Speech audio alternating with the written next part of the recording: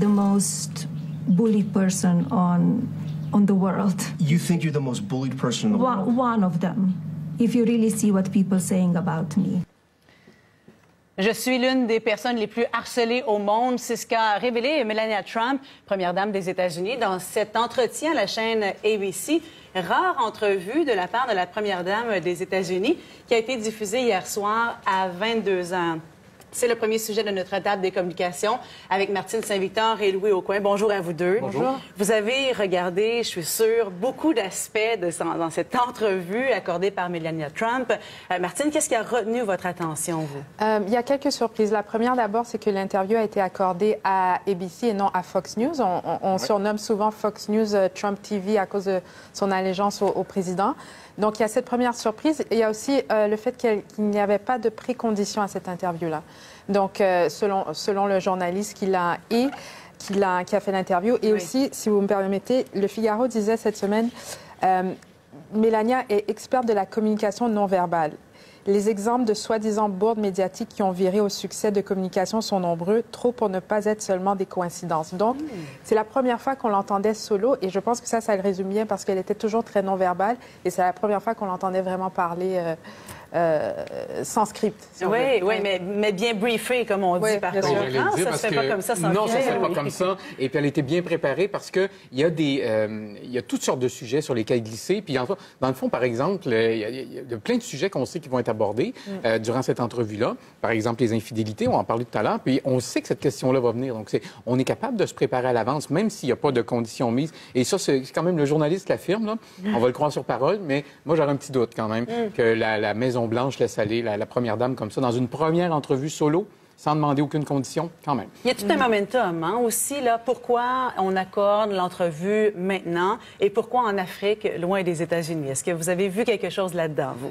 Moi, j'ai trouvé que d'accorder cette interview-là en Afrique, d'abord, je trouve que c'est un voyage qui suscitait un peu la provocation parce qu'on connaît l'historique. D'abord, les mots dérogatoires que le président Trump a prononcés sur l'Afrique.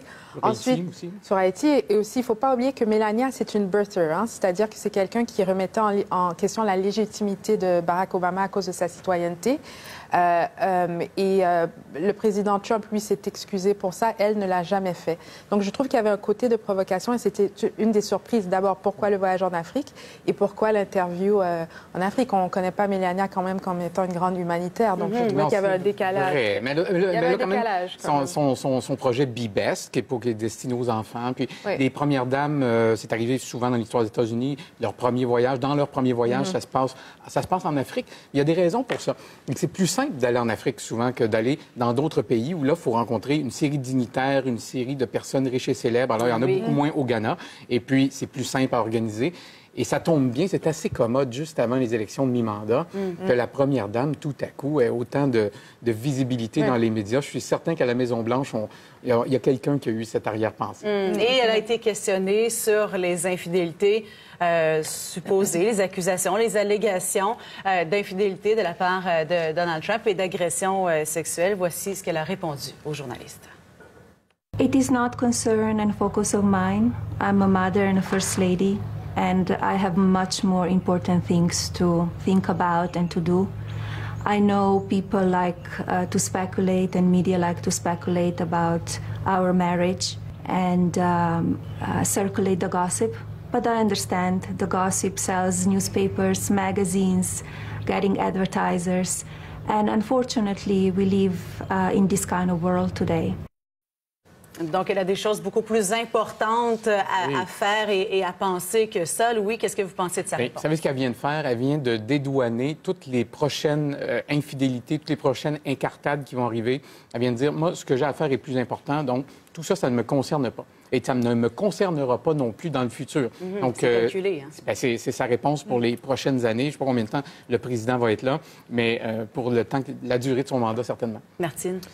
En fait, j'ai deux positions à ce niveau-là. La première, quand elle dit « j'ai d'autres choses à faire », la question qui brûle les lèvres, c'est qu'est-ce qu'elle fait en réalité. Et l'autre chose, c'est que en confirmant qu'elle avait d'autres choses à faire, qu'il y avait c'était surtout des rumeurs, elle confirme un peu cette image qu'on a d'elle, qu'elle vit dans une bulle.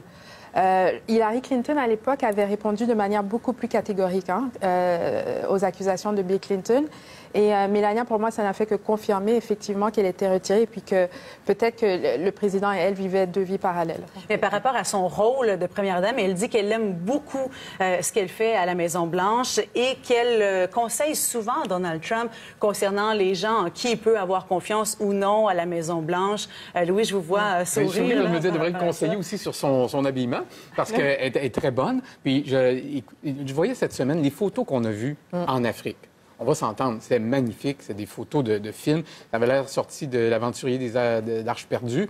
Donc, ou Tintin au Congo. Ou Tintin au Congo, peut-être avec son chapeau colonial. Mais je voyais, elle avait une veste Ralph Lauren, un chemisier Chanel, tout ça, quand même dans le désert. Là. Donc, c'était extraordinaire. Puis, elle ne peut pas dire, là, les gens s'intéressent seulement à ce que je porte, ils devraient s'intéresser à ce que je fais.